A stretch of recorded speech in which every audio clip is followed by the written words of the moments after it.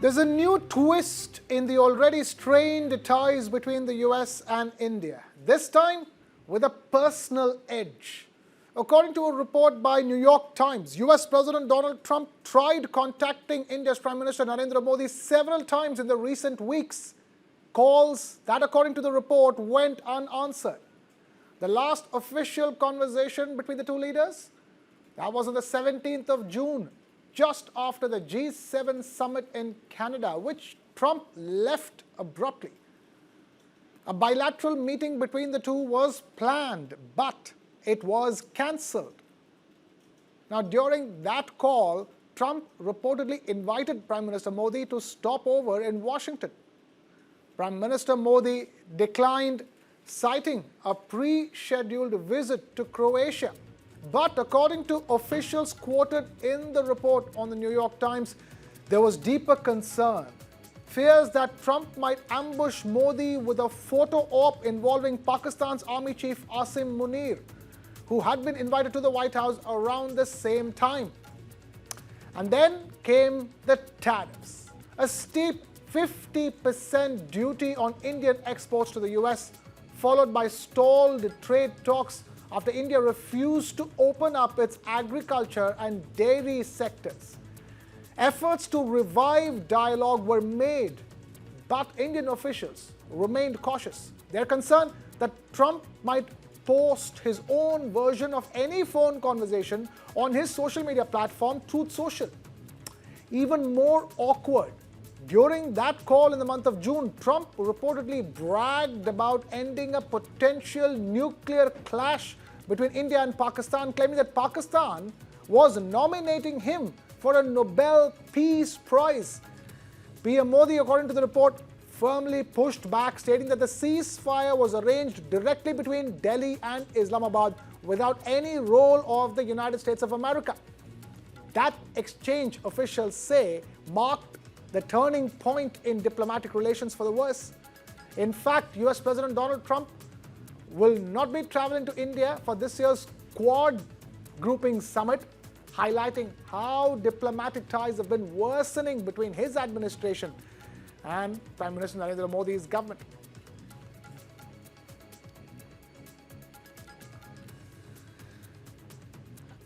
And now we have Ambassador Veena Sikri, former Indian diplomat, and Major General K.K. Sinha, strategy and defense expert, joining us on the broadcast here on News9. Thank you both of you for being with us. Let me begin with you, Ambassador Veena Sikri. Look at this. This seems to be a matter of a personal vendetta. Look, let me make it, I would say very clearly that President Trump has to recognize India's main red lines. Every relationship has to be based on mutual trust, mutual respect, and mutual sensitivity. Now, India's red line on this is that we do not accept third-party mediation between India and Pakistan.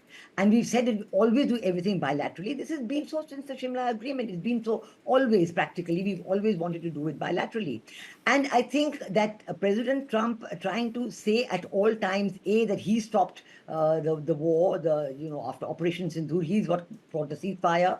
And secondly, even telling Prime Minister Modi that the Pakistan government has nominated him for the Nobel Peace Prize. I think it's very clear that there's no way in which Prime Minister Modi could have gone along with that, because he's been always reflecting the truth, which is that it was the Pakistan DGMO which called our DGMO asking for a ceasefire. And we have still said there's no ceasefire. It's a pause. It's a Yudh Viram, you can say. It's a pause. So I think that the respect for this position of India about having no third-party mediation is really one of those red lines that just cannot be crossed. And if President Trump is not going to recognize that, then it is going to be impossible. I think the other two red lines that we have said quite clearly to the American government and to everybody at all time is that on trade and tariffs, on the trade and tariff discussions with America, we cannot compromise on the interests of Indian farmers, Indian dairy producers, Indian fishermen, and the micro and small entrepreneurs. And there is absolutely no way that India can go beyond that. To say that we're going to continue to talk and there's going to be at some time a give on these factors is not going to happen. And the second red line is on our right to purchase oil and similar products from Russia. I mean, this is something that America had told India to go ahead with because they wanted to keep world prices of petroleum products within a certain range, and India had been doing that. And today the news has come that actually India is now the largest supplier of diesel to Ukraine. So I mean to say that it is, Ukraine which is benefiting from the supplies of Indian diesel and other petroleum products, together with the rest of Europe, of course. And China is a much larger purchaser of petroleum products from Russia. Turkey is perhaps the larger purchaser than India of petroleum products. There's no special tariff on them, nothing at all. With China, it's been put in abeyance, the tariffs for another 90 days. But with India, you have a special tariff, which India has said again and again. We find this very unfair, unreasonable, and unjustified. So this is something that, again, we are not going to change our position on this. So I think with these three red lines, if America recognizes them, the relationship can certainly move ahead. If it does not recognize them, then it will remain the way it is. And I think that India's Right. position, strategic autonomy, and the right to develop relationships with other groupings, whether the SCO or individuals like China or Japan, this is going to continue. Right. Major General K.K. Sinha, the SCO summit happens every year. This one has come with such huge importance because of the context in which it's happening, and you've seen the build-up to it as well.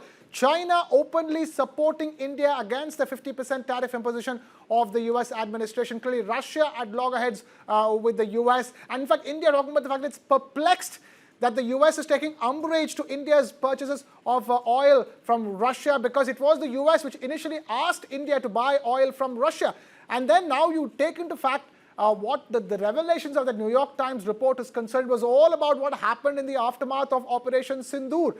US and Donald Trump wanted to take credit. Donald Trump was eyeing the Nobel Peace Prize, and this was his ticket to getting the Nobel Peace Prize. And India was clear that it was not going to give an inch, mainly because of its own strategic concerns that, whatever happened in India and Pakistan belongs to India and Pakistan. There's no third-party mediation, as it's always been stated.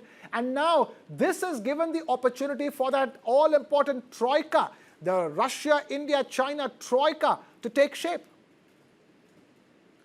Good evening, Anjan. Yeah, you are saying, what is happening actually in the SCO, it has come, at that particular time. When things look like that the world is resetting and the world is a new world order is emerging. See, SCO maybe because it is not the time was fixed, keeping the changes which is coming in the global order, but it is there. It is one of those features which was there planned earlier. SCO is a forum, we can say, but it is a timing, which was there. Before this, the BRIC was there. In the BRIC, neither Putin had gone, neither Xi Jinping was there, and Prime Minister Modi himself was there. He was resetting the things in account there in Brazil. And during that time, of course, America was thinking, okay, it may be that forum where the things will change. But now the SCO and all these things have got a linkages with Operation Sindoor. See, you have to take it before Operation Sindoor and when the Trump actually came in power in his second term.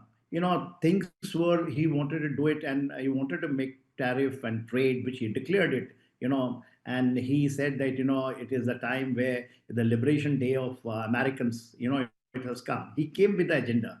In his second term, absolutely clear how he will go. And he was resetting with Pakistan before that. And the indicators, battle indicators and the indicators were there. The way he has gone, released the Fund 516, which he in the first term, actually is frozen those, which he released it. And thereafter, the talks which was there, cryptocurrency came up during that time when his family is involved with 65% of equity in that. And in the complete, if you see the administration of Donald Trump, he has got Witkoff, if you say Peter Navarro, these people are not those seasoned, diplomats, the way we have got the man sitting over there. These people are the businessmen, basically from business idea, doing trade and tariff. He thought that he will reset the whole world and get the hegemonic behavior of America back, the way they were, doing it, and America will become a great again with having, a trade deficit, $37 trillion with the GDP when you say. he thought that he will able to set the things right. In his first term, India somehow relented, especially with Iran when we are not buying the oil. Oil has become one of those things, of course, when we are talking about it is a main factor between, he has taken as a tool between India and Russia, which he is trying to unleash on India, but it is a planned move. It doesn't happen. And in between, which was surprising event, which happened, the Operation Sindoor, and God was with your side when we were able to wind up in 4 days' time, where they have gone down so badly, which America never imagined in his dream.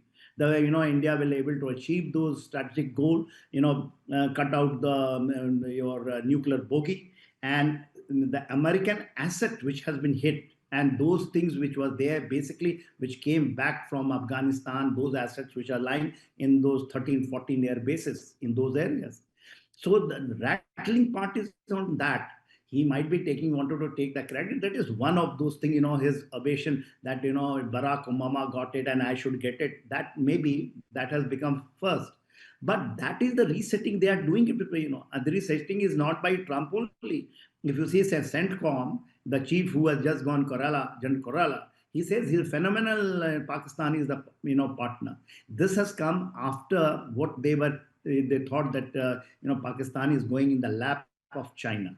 So Pakistan, they do not know what game they are playing. They can't play with the two master and giving the same pie to eat. Whether in Balochistan or Khyber Pakhtunkhwa, saying those rare earth material, these are the things they are trying. They want to sell it to two guys, and they are going to fight over there. No, this reset is taking place, and SCO has come. SCO has come, and which Prime Minister Modi, decided to go and declared it at particular time when the tariff was unleashed to India.